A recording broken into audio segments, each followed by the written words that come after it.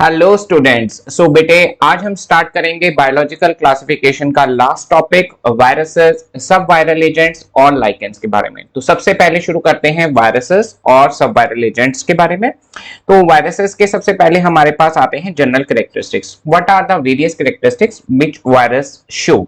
अब इसमें सबसे पहले होता है और सबसे जरूरी ये चीज आपने याद रखनी है that they are obligate intracellular parasite. Obligate का मींस कंपल्सरी, इंट्रासेलुलर का मींस क्या हो गया, सेल के अंदर ये सरवाइव करते हैं और एज अ पैरासाइट सारा न्यूट्रिशन लेंगे, वहीं रहेंगे और उसके बाद उस होस्ट को वो बीमार भी करेंगे।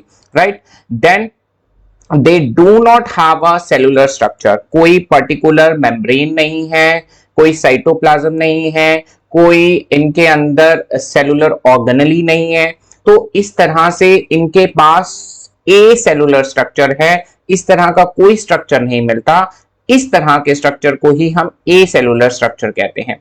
Then they can multiply within the host only, यानी ये सिर्फ और सिर्फ होस्ट के अंदर ही मल्टीप्लाई कर सकते हैं। बाहर अगर ये वायरस पड़ा है तो ये इनर्ट है, ये कोई एक्टिविटी शो नहीं करेगा। क्लियर। देन वायरसेस के अंदर अगर हम कहें, ये वायरसेस जो होते हैं वो कनेक्टिंग लिंक बनाएंगे। किस तरह से, क्योंकि कुछ फीचर्स इसके जो हैं वो लिविंग के साथ मिलते हैं और कुछ फीचर्स जो हैं इसके नॉन लिविंग के साथ मिलते हैं। अब लिविंग वाले फीचर्स कौन से हैं? मल्टीप्लाई कर रहा है, होस्ट को इन्फेक्शन कर रहा है, होस्ट स्पेसिफिसिटी है, जेनेटिक मटेरियल है, इसके पास डीएनए है या आरएनए है, प्रोटीन्स का इसके पास कैप्सिड है, बायोमोलिक्यूल्स जो प्रोटीन है, न्यूक्लिक एसिड है। ये सिर्फ और सिर्फ लिविंग के फीचर्स हो गए।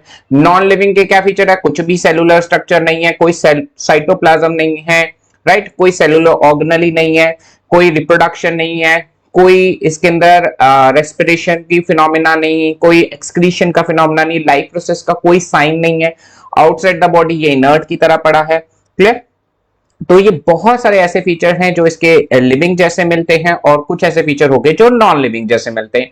अब ये इसलिए हम इसे कहते हैं कि ये कनेक्टिंग लिंक बना रहा है लिविंग और नॉन लिविंग के बीच में। क्लियर। थोड़ा सा हिस्ट्री के बारे में देखेंगे कि कुछ मेजर कॉन्ट्रीब्यूशंस हुई जिससे एक ब्रांच निकल के आई, वायरोलॉजी। राइट, वायरोलॉजी की शुरुआत सबसे पहले अगर हम देखें दिमित्री इवानोस्काई, इनका सबसे इंपॉर्टेंट कंट्रीब्यूशन रहा 1892 में। इन्होंने स्टडी किया एक टोबैको मोज़ेक डिजीज, किसी प्लांट के ऊपर, किसी टोबैको के ऊपर ही हुई थी। उस टोबैको मोज़ेक डिजीज वाले प्लांट को इन्होंने उठाया, उस प्लांट का इन्होंने एक्सट्रैक्ट तैयार किया। एक्सट्रैक्ट तैयार करने के बाद उन्होंने क्या किया, बैक्टीरियल फिल्टर्स में से इसको पास किया। अब बैक्टीरिया फिल्टर में से जब पास हो जाता है कोई सैंपल, तो बैक्टीरिया जो है ऊपर ही रह जाएगा। इस मान लीजिए सिस्टम से वो पास नहीं हो सकता। राइट, बैक्टीरिया नहीं पास हो सकता, सिर्फ फिल्ट्रेट निकल सकता है। अब वो फिल्ट्रेट में जो था इन्फेक्शन करने की अभी भी कैपेबिलिटी थी, मींस उसको उन्होंने हेल्दी वाले टोबैको पे लगाया तो हेल्दी वाले टोबैको को भी इन्फेक्शन हो रहा था। तो मतलब उन्होंने कहा कि जो भी ऑर्गेनिज्म इस टोबैको मोज़ेक डिजीज के लिए रिस्पॉन्सिबल है वो ऑर्गेनिज्म बैक्टीरिया से छोटा है, वो बैक्टीरिया नहीं है। क्लियर। तो उन्होंने कुछ माइक्रोब्स फाइंड आउट किए जो कि मोज़ेक डिजीज कर रहे थे, नंबर 1। नंबर 2, ये स्मॉलर देन द बैक्टीरिया थे क्योंकि ये बैक्टीरियल प्रूफ फिल्टर्स में से पास हो रहे थे। राइट, तो यहां पे ये दो मेन चीजों का इन्होंने जिक्र किया है। राइट, इसके बाद एमडब्ल्यू बिजरिंक ने क्या किया कि एक पूरा हेल्दी प्लांट लिया जो आइसोलेट टोबैको मोज़ेक डिजीज से निकला था। उस आइसोलेट को, उस प्रिपरेशन को उन्होंने क्या किया, हेल्दी प्लांट पे लगा दिया। जब हेल्दी प्लांट पे उन्होंने इस फिल्ट्रेट को लगाया तो देखा कुछ देर के बाद इस प्लांट में भी इंफेक्शन हो गया। राइट, तो अब ये कहना चाह रहे थे कि ये जो भी फ्लूइड इन्फेक्टेड प्लांट से आ रहा है, ये इन्फेक्टेड प्लांट था, तो इन्फेक्टेड प्लांट से जो भी फिल्ट्रेट आया हमारे पास, उसके अंदर कैपेबिलिटी है किसी भी लिविंग ऑर्गेनिज्म, हेल्दी ऑर्गेनिज्म, यानी यहां पे पर्टिकुलरली टोबैको हेल्दी प्लांट को इन्फेक्ट करने की। तो उन्होंने एक टर्म दी वायरस, वायरस टर्म इनके द्वारा कॉइन की गई। उसके बाद उन्होंने दूसरी एक लैटिन से डराइव करके टर्म दी contagium vivum fluidum. Contagium vivum fluidum का मतलब, कंटेजियम का मतलब होता है इन्फेक्शियस, तो कंटेजियम इन्फेक्शियस है, वाइवम फ्लूइडम लिविंग फ्लूइड, कि ये ऐसा लिविंग फ्लूइड है जो कि इन्फेक्शन करने की कैपेबिलिटी रखता है। ये बहुत बारी नीट एग्जाम में आया हुआ है कि कंटेजियम वाइवम फ्लूइडम टर्म किसने दी थी? कंटेजियम वाइवम फ्लूइडम टर्म दी थी एमडब्ल्यू बिजरिंक ने, राइट। अब मूव ऑन करते हैं डब्ल्यू एम स्टैनले पे। इन्होंने 1935 में पहली बारी टोबैको मोज़ेक वायरस को क्रिस्टलाइज किया। क्रिस्टलाइज करके इन्होंने देखा, स्टडी किया कि वो प्रोटीन का स्ट्रक्चर है। क्लियर? बार बार क्रिस्टलाइज करके देखा, कह रहे कि ये हाइपोथेटिकल स्ट्रक्चर ना हो, बट उसकी आइडेंटिटी एज सच रिटेन रही, प्रोटीन एज सच ही हर बारी रिजल्ट्स दे रहा था, राइट, बाकी सारे एनालिसिस के। तो अल्टीमेटली उन्होंने प्रूव किया कि ये एक स्टेबल स्ट्रक्चर है, और ये उन्होंने कहा कि ये वायरस है जो प्रोटीन का बना हुआ है, राइट। यहां पे उनको पहली बारी क्रिस्टल किया, क्रिस्टल्स जो थे वो मेनली क्या कंटेन कर रहे थे? प्रोटीन्स कर रहे थे। ये इनका पेपर पब्लिश हुआ था 1935 में साइंस जर्नल में, राइट। और इसी के लिए ही इन्हें क्या था? नोबेल प्राइज दिया गया था 1946 में। देखिए 1946 में, because he was a chemistry, क्योंकि इन्होंने सारे केमिस्ट्री बैकग्राउंड होने की वजह से सब केमिकल रिएक्शंस के थ्रू ही पता किया था, तो नोबेल प्राइज इनको केमिस्ट्री में मिला था। ओके, नाउ अब नेक्स्ट मूव करेंगे कॉम्पोजिशन ऑफ वायरसेस। अब कॉम्पोजिशन क्या है वायरसेस की? वायरसेस की कॉम्पोजिशन बेसिकली दो मेन चीजों से बनी हुई है, एक है कैप्सिड और एक है उसके अंदर जेनेटिक मटेरियल। तो सबसे पहले बात करते हैं कैप्सिड की। कैप्सिड जो होती है बेटे, स्मॉल सब यूनिट्स की बाहर की कवरिंग है।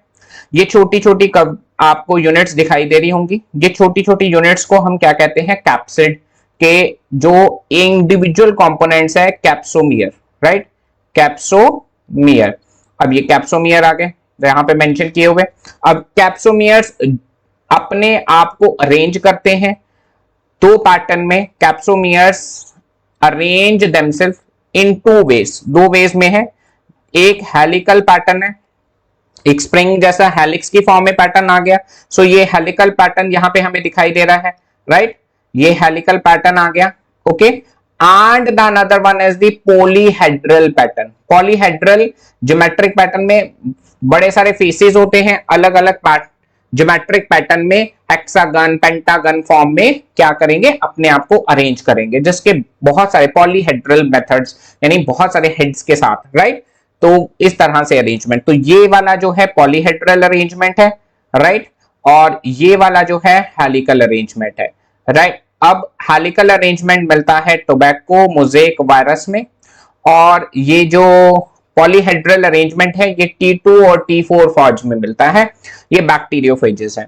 अभी आगे स्टेप में देखते हैं। क्लियर? तो capsid I think so mainly proteins की बनी है, आप सबको क्लियर हो चुका होगा, मेनली प्रोटीन्स की बनी है, छोटे छोटे यूनिट से मिली है। छोटे यूनिट्स को हम कैप्सोमियर कहते हैं।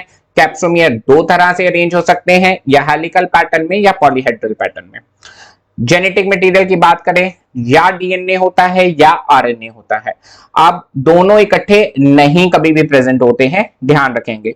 अब जेनेटिक मटेरियल अगर डीएनए है तो उसे डीएनए वायरसेस कहते हैं, और अगर आरएनए है तो उसे आरएनए वायरसेस कहते हैं, राइबो वायरसेस और डीऑक्सी वायरसेस। तो ये देखिए, ये जो हमारे पास है tobacco mosaic virus, tobacco mosaic virus में आरएनए जेनेटिक मटेरियल है। ध्यान रखना है दोनों में से एक ही होगा, यानी या आरएनए या डीएनए। तो यहां पे ये आरएनए जेनेटिक मटेरियल है टोबैको मोज़ेक वायरस में, और ये देखिए डबल स्ट्रैंडेड डीएनए यहां पे दिखाया हुआ है। डीएनए जो है T2 और T4 फाज का जेनेटिक मटेरियल है। बट ये इंपॉर्टेंट चीज फिर मैं आपको रिमाइंड करा दूं, दोनों इकट्ठे नहीं प्रेजेंट हो सकते, दोनों में से कोई एक ही प्रेजेंट होगा। नेक्स्ट आते हैं types of viruses. Types of viruses on the basis of the host, कि होस्ट किसको ये इन्फेक्ट कर रहे हैं। अब किसको ये इन्फेक्ट कर रहे हैं? बैक्टीरियोफेजेस। बैक्टीरियोफेजेस जो बैक्टीरिया को इन्फेक्ट करते हैं, राइट। अब बैक्टीरियोफेज के अंदर ज्यादातर जो जेनेटिक मटेरियल रहता है वो रहता है double stranded DNA. Double stranded DNA ज्यादातर इन्फेक्ट करने वाले जितने भी बैक्टीरिया को इन्फेक्ट करते हैं उन केसेस में अगर देखें तो most of them have a double stranded DNA. दूसरी तरफ प्लांट्स को इन्फेक्ट करने वाले उन्हें हम क्या कहते हैं? फाइटोफाजिनी। ये ज्यादातर होते हैं सिंगल स्ट्रैंडेड आरएनए वाले वायरसेस। तो ये सिंगल स्ट्रैंडेड आरएनए वाले वायरसेस हो गए।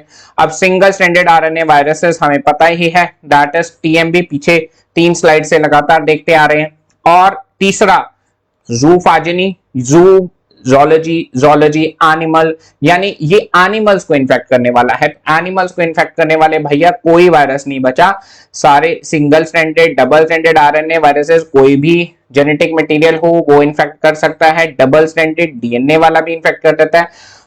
ज्यादातर केसेस में हमने देखा कि सिंगल स्ट्रैंडेड डीएनए वायरस अभी हमारे पास ज्यादा इन्फेक्शन में इन्वॉल्व नहीं रहता है एनिमल्स के अंदर, राइट। तो इसमें सबसे फेमस अभी आपका रिसेंटली जो है corona virus, that is a single stranded RNA virus, right. ये सिंगल स्ट्रैंडेड आरएनए वायरस है, राइट। नेक्स्ट मूव ऑन करते हैं वायरल की डिजीजेस। वायरल जो डिजीजेस हैं वो प्लांट्स में भी होती हैं, ह्यूमंस में भी होती है।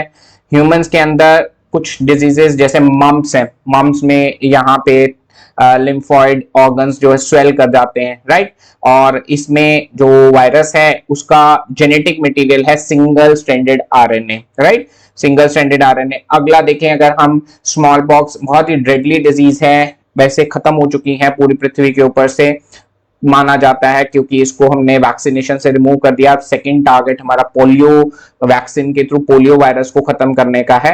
अब स्मॉल पॉक्स में बिल्कुल सिम्टम्स वैसे ही आते हैं जैसे चिकन पॉक्स के आते थे, बट इसमें थोड़ा सीवियर सिम्टम्स आते हैं, थोड़ा लेवल हाई रहता है, वरुलेंसी ज्यादा रहती है। इसका जो जेनेटिक मटेरियल है वो डबल स्ट्रैंडेड डीएनए वायरस है, राइट। अगर हर्पीज का बात करें, हर्पीज ज्यादातर सेक्सुअली ट्रांसमिटेड होता है और इसमें वायरस में एक बॉडी के एक साइड के ऊपर लेशंस आ जाते हैं रेड कलर के और थोड़े से पेनफुल रहते हैं ये लेशंस। और सीवियरिटी डिपेंड करती है टाइम टू टाइम। जब फर्स्ट एपिसोड थोड़ा हाई रहेगा, फिर उसके बाद ये छिप जाता है, हिडन रहता है बॉडी के अंदर। फिर जब दोबारा एपिसोड आता है तो थोड़ा वायरुलेंसी कम रहती है इसकी, क्लियर। तो हर्पीज वायरस भी अगर देखें तो वो भी एक डबल स्ट्रैंडेड डीएनए वायरस ही है। और लास्ट में जो हमारे पास है इन्फ्लुएंजा वायरस। इन्फ्लुएंजा आपको पता है जुकाम के जो सिम्टम्स रहते हैं, बदन दर्द होता है, फीवर आता है, कोल्ड, नोजिया, ये आपका नाक बहता रहता है, राइट। तो इस तरह के कुछ सिम्टम्स जो हैं वो इन्फ्लुएंजा वायरस देता है। इन्फ्लुएंजा वायरस जो है वो है हमारा सिंगल स्ट्रैंडेड आरएनए वायरस। ध्यान रखना है, पहले मम्प्स और इन्फ्लुएंजा दोनों सिंगल स्ट्रैंडेड आरएनए है और स्मॉल पॉक्स और हर्पीज जो हैं ये दोनों डीएनए डबल स्ट्रैंडेड वाले हैं, राइट। अब नेक्स्ट आते हैं हमारे पास प्लांट्स के अंदर। प्लांट्स के अंदर भी डिजीजेज होती हैं, बट हम मेजॉरिटी उसके सिम्टम्स से हम उसको आइडेंटिफाई करते हैं। तो सिम्टम्स सबसे ज्यादा पहला है मोज़ेक पैटर्न। मोज़ेक पैटर्न एक रैंडम पैटर्न सा येलो येलो कलर का बन जाएगा, जैसे हमने टोबैको मोज़ेक डिजीज में भी लीव्स में देखा था, ऐसे ही लीव्स के ऊपर एक मोज़ेक पैटर्न बन जाएगा, राइट। दूसरा क्या सिम्टम आता है, लीफ रोलिंग हो जाती है, कर्लिंग हो जाती है, कॉर्नर्स उसके मुड़ जाते हैं, राइट। यहाँ पे आप देख सकते हैं किस तरह से लीफ को रोलिंग हो रखी है, कर्लिंग हो रखी है, राइट। तीसरा है yellowing of the veins. Veins क्या है, ये जिसमें जाइलम और फ्लोएम जा रहा है, जितनी भी वेन्स हैं वो लगभग वो येलो हो गई हैं, ठीक है, येलोइंग हो गई है, क्लियरिंग ऑफ द वेन्स हो गई है, ग्रीन नहीं रही है। तो वहां भी हमें पता चलेगा कि इसको वायरस का इन्फेक्शन हो चुका है। और तीसरा स्टंटेड ग्रोथ है। ग्रोथ जैसे ही वायरल की इन्फेक्शन हो जाएगा तो जो नॉर्मल पौधा होगा उसकी तो ग्रोथ नॉर्मल रहेगी, बट जो उसके बगल वाला जिसको वायरल इन्फेक्शन है उसकी ग्रोथ रुक जाएगी या वैसा दिखाई देगा, बट उससे कद बहुत छोटा होगा, पत्ते बहुत छोटे होंगे। तो जैसे यहाँ पे ये देखिए नॉर्मल जो प्लांट है वो तो हेल्दी ग्रो कर रहा है, बट जो इन्फेक्टेड प्लांट है उसके अंदर ग्रोथ जो है बहुत स्लो हो गई है, बहुत रुक गई है, स्टंटेड ग्रोथ होती है, राइट। देन सब वायरल एजेंट्स अब शुरू हो जाते हैं। सब वायरल एजेंट्स में हमारे पास आते हैं वायरॉइड्स और प्रियॉन्स, राइट। अब वायरॉइड्स और प्रियॉन्स में, वायरॉइड्स में देख सकते हैं आप सिर्फ जेनेटिक मटेरियल है, सिर्फ और सिर्फ आरएनए जेनेटिक मटेरियल है। ये सिंगल स्ट्रैंडेड आरएनए खुद ही इंट्रामोलिकुलर बॉन्ड जो है हाइड्रोजन बॉन्डिंग में चला गया है, और वो भी सारी नहीं गई है। तो ये एक एक आप देखेंगे सिंगल स्ट्रैंडेड आरएनए, आरएनए है बस, सिर्फ जेनेटिक मटेरियल, कोई कवरिंग नहीं, कोई कुछ नहीं। और इधर दूसरी तरफ अगर आप देखें तो प्रोटीन है, ये सिर्फ और सिर्फ प्रोटीन है। तो ये दोनों चीजें, ये protein polypeptide chains, beta pleated chain, alpha helical structure, ये आपने पढ़े होंगे। तो ये alpha helical beta pleated structures जो हैं आगे जाके बायोमोलिक्यूल्स में भी हम डिटेल में पढ़ेंगे। तो ये वाले प्रोटीन्स हैं प्रियॉन्स। और दूसरी तरफ अगर हम बात करें जो वायरॉइड्स है, वो सिर्फ जेनेटिक मटेरियल है और वो भी एक्सक्लूसिवली सिंगल स्ट्रैंडेड आरएनए है। अब इनको हमने कंपैरेटिव स्टडी किया, थोड़ा सा याद करने में बहुत इजी रहेगा। पहला तो डिस्कवरी किसने की, वायरॉइड्स हमें पता है टीओ डायनियर ने किया है 1971 में, और दूसरी तरफ प्रियॉन्स की करें तो स्टैनले बी प्रूसिनर, इन्होंने 1982 में किया है, राइट। अब इंफेक्शियस एजेंट बताया ही है कि वायरॉइड्स के अंदर सिर्फ single stranded RNA as a genetic material भी है और वही इंफेक्शन करने का सोर्स है। इधर दूसरी तरफ एबनॉर्मली फोल्डेड प्रोटीन्स होते हैं। जब तक ये नॉर्मल स्ट्रक्चर रहता है तो इन्फेक्शन नहीं कर रहे, बट जैसे ही एबनॉर्मल थोड़ी सी ओरिएंटेशन चेंज होती है, फोल्डिंग चेंज होती है, तो यही प्रोटीन इंफेक्शियस फॉर्म में कन्वर्ट हो जाते हैं। तीसरा, अगर साइज की बात करें तो वायरस भाई जेनेटिक मटेरियल के ऊपर एक प्रोटीन की कवरिंग थी, तो वायरस एक बड़ा पार्टिकल है। तो वायरॉइड में सिर्फ अगर जेनेटिक मटेरियल है तो वायरॉइड जो है एक साइज में छोटा पार्टिकल है। दूसरी तरफ प्रोटीन जो है वो यहाँ पे लार्ज साइज का है, राइट। वो साइज उसका बड़ा होता है, comparable to that of the viruses, virus के साइज के सिमिलर। यहाँ पे ध्यान रखने वाली बात है कि प्रियॉन्स का size similar to that of the viruses. Next आता है कि हमारे पास इंफेक्शन, ये किसको करता है, अगर देखें तो इन्होंने वायरस में ज्यादातर अगर इंफेक्शन हो रहे हैं वो प्लांट्स में ही देखने को मिल रहे हैं। और दूसरी तरफ प्रियॉन्स के इन्फेक्शन की बात करें तो प्रियॉन्स के इन्फेक्शन आपके एनिमल्स में देखने को ज्यादा मिल रहे हैं, राइट। तो यहाँ पे इन्फेक्शन के होस्ट के बेसिस पे मैंने दो ग्रुप्स बना दिए, वायरॉइड्स को प्लांट्स ओनली में और प्रियॉन्स को एनिमल्स ओनली में, राइट। अब कुछ डिजीजेस जो कॉमनली वायरॉइड्स में और प्रियॉन्स में देखने को मिलती हैं जब ये इन्फेक्शन करते हैं होस्ट को, एक है potato spindle tuber disease, PSTD के नाम से बहुत ज्यादा एग्जाम में आती है, क्वाइट इंपॉर्टेंट। और दूसरी अगर प्रियॉन्स में, प्रियॉन्स जो होते हैं बेसिकली क्या करते हैं बेटे, ये न्यूरोलॉजिकल डिसऑर्डर्स है, ये ब्रेन के अंदर प्रोटीन्स ग्रो करते हैं, और जितने भी न्यूरोलॉजिकल डिसऑर्डर्स हैं वो इसकी वजह से मान लीजिए कॉज करने का मेजर जो सोर्स है वो प्रियॉन्स इस वजह से न्यूरोलॉजिकल डिसऑर्डर्स करेंगे।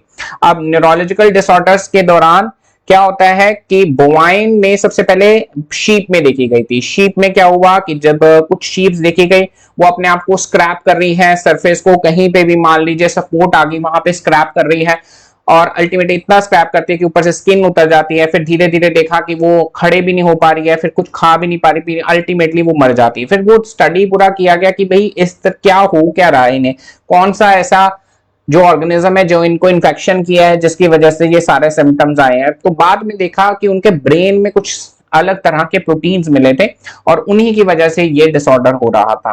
क्लियर। अब इस तरह क्या जो बोवाइंस की कैटेगरी में, ये कैटल्स में दिखने को मिल गई है, मिलती है, तो वो है हमारे पास बोवाइन स्पॉन्जियोफॉर्मिस एनसेफेलोपैथी, BSE नाम से आते हैं, बोवाइन स्पॉन्जियोफॉर्मिस एनसेफेलोपैथी। एनसेफेलोपैथी की ब्रेन का डिसऑर्डर, इसलिए ब्रेन के सेल्स को डैमेज करता है, इसीलिए एनसेफेलोपैथी कहा गया इसे। और ये मैड काउ डिजीज भी, कोई गाय भी पागल जैसी भी, कोई उसको पता नहीं चल रही है, गिर रही है, राइट, तो मैड काउ डिजीज कह देते हैं। इसका ही काउंटर पार्ट अगर एनालॉगस देखें ह्यूमंस में भी देखने को मिलता है, जब ये ह्यूमंस के ब्रेन में एंटर कर जाते हैं, तो ये है हमारे पास CJD डिजीज, क्रुट्सफेल्ड जैकब डिजीज है, क्रुट्सफेल्ड्स में सबसे पहले देखा जैकोब डिजीज, क्रुट्सफेल्ड्स जैकोब डिजीज और CJD डिजीज कहते हैं इसको, ठीक है जी। नेक्स्ट आते हैं हमारे पास लाइकेंस। लाइकेंस जो होते हैं बेटे, लाइकेंस एक सिम्बायोटिक एसोसिएशन है। किसके बीच में सिम्बायोटिक एसोसिएशन है? एल्गी और फंजाई के बीच में।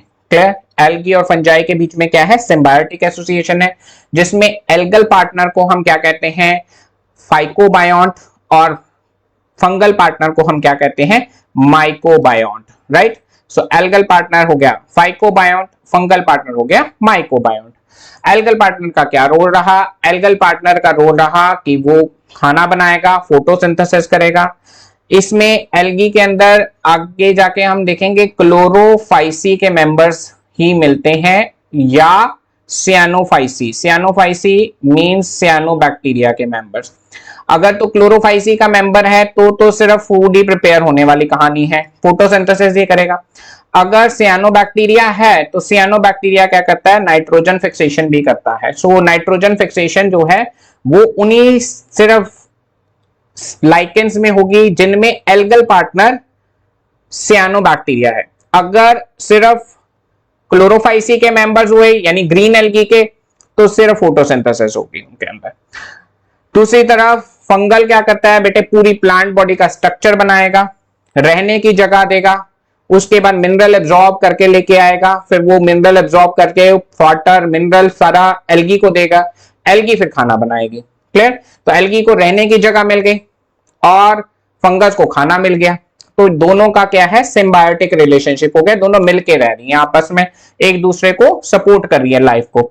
तो ये फॉर्म द प्लांट बॉडी। अब बात वही आती है फंजाई की, कौन कौन से मेंबर हमने क्लासेस पढ़ी थी, तो इसके अंदर या तो एस्कोमाइसिटीज के मेंबर मिलते हैं या हमारे पास इसमें बेसिडियोमाइसिटीज के मिलते हैं। ज्यादातर हमारे पास एस्को के मिलते हैं, तो अगर एस्को का मेंबर मिलता है तो उसे एस्कोलाइकन कहते हैं, और अगर बेसिडियो का मिलता है तो उसे बेसिडियोलाइकन कहते हैं, राइट। लास्ट में अगर देखें तो pollution indicator, very very important, AIIMS में क्वेश्चन आया हुआ था एजर्शन रीजन का एक बारी।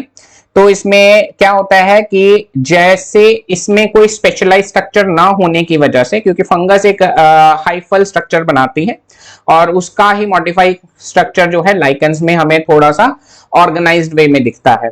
ओके, अब ये क्या करती है? स्पेशल रूट ना होने की वजह से, लीफ ना होने की वजह से, ये ना तो कोई प्रोटेक्टिव स्ट्रक्चर है ना ही कोई एक्सक्रीटरी स्ट्रक्चर है, तो जो भी हवा में पॉल्यूटेंट है वो सीधा इनके सेल्स में एंटर करेगा और एक्सपोजर रहेगा पॉल्यूटेंट को, जितना ज्यादा उतना ज्यादा सेल्स की डेथ होगी। तो they are the very good indicator of the pollution, specially air pollution. Air pollution के बेस्ट इंडिकेटर है। एयर पॉल्यूशन में भी अगर हम बात करें सल्फर के और नाइट्रोजन के, सल्फर का अमंग नाइट्रोजन ज्यादा पॉल्यूशन है, ठीक है। नाइट्रोजन के जो ऑक्साइड्स होते हैं उनमें भी हमारा ये डेथ और डिके होता है इसका। तो जैसे ही पॉल्यूशन बढ़ेगा वैसे वैसे इनकी जो है डेथ फास्ट हो जाएगी। क्लियर? तो दे do not grow in the polluted areas. So lichens जो है वो हमारे पास यहां पे इतना ही है, ठीक है। सो आज के टॉपिक में वायरसेस, सब वायरल एजेंट्स और लाइकेंस के अंदर अगर स्टिल कोई डाउट हो तो बताइएगा। Till then, thank you so much.